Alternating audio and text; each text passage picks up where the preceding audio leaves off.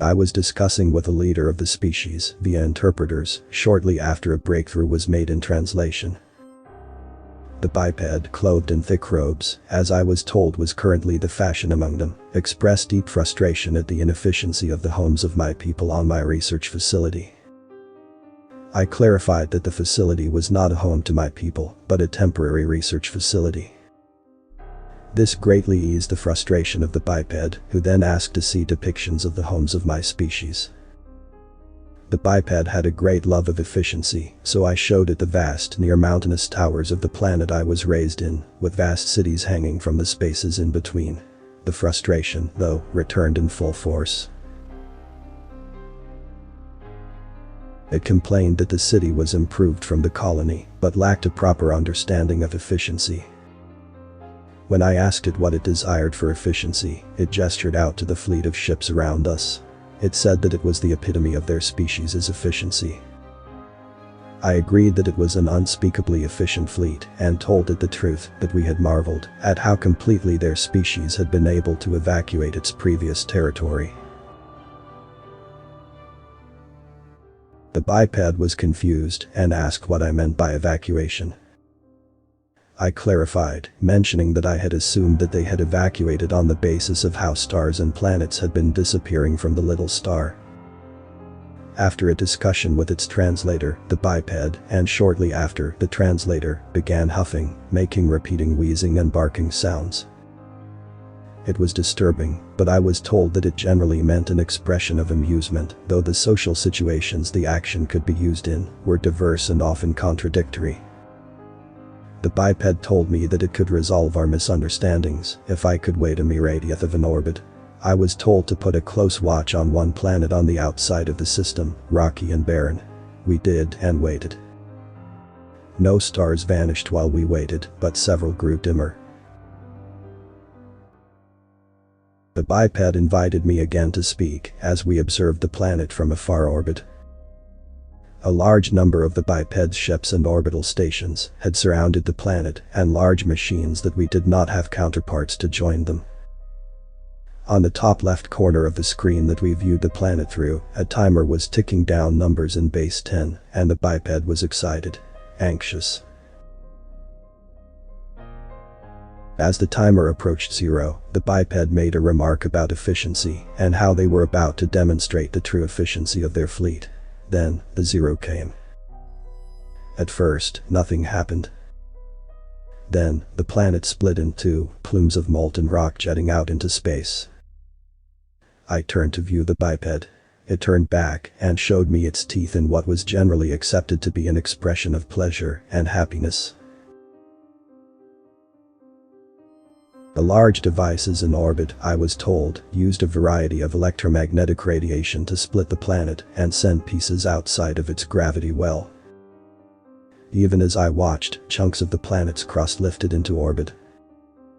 I watched, cowed by the demonstration of power, as the ships and stations suddenly began accelerating in patterns to FTL speeds, flying right into sections of lifted crust.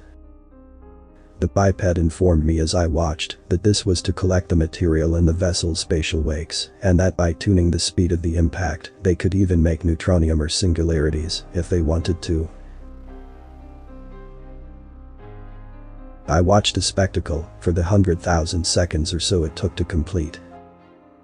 The planet had become a debris field.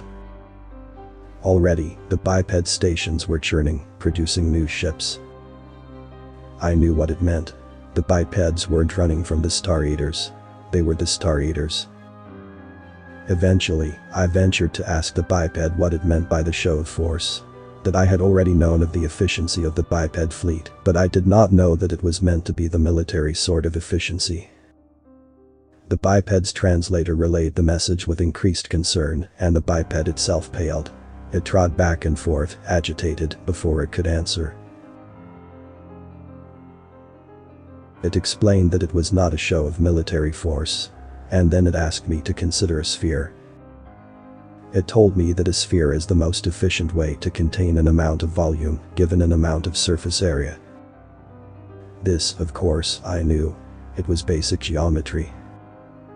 But the biped then reversed this. It said that the sphere was the least efficient of the shapes. It reflected on how living things did not live inside volume, but rather, on top of, or along surface area. And so, it continued, a planet is the least efficient place for anything to live. It was a massive sphere of mass, so much mass that it could be converted into shelters for quadrillions.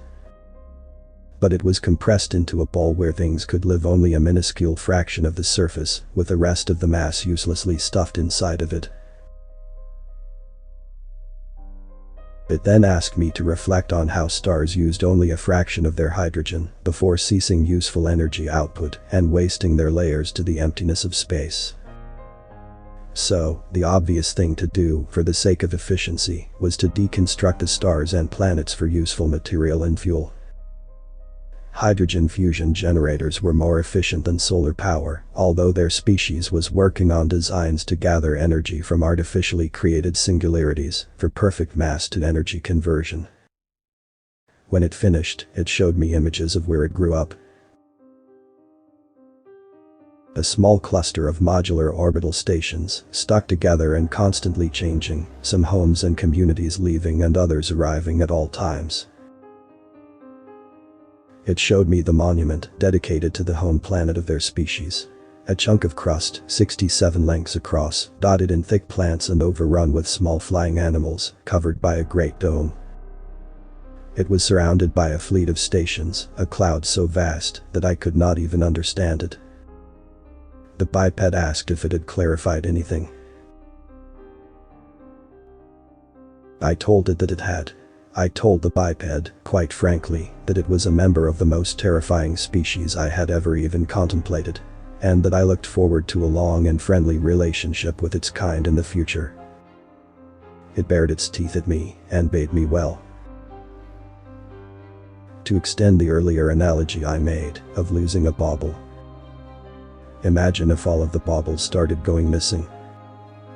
Then, imagine you discovered that an eldritch monstrosity was taking all of them and quite willing to sit down and have a drink and friendly chat with you. Quite naturally, your children would make a great fuss. You will recall that in this analogy, the children represented the media. They did indeed make a great fuss. Author's name and the link to original text is in the description.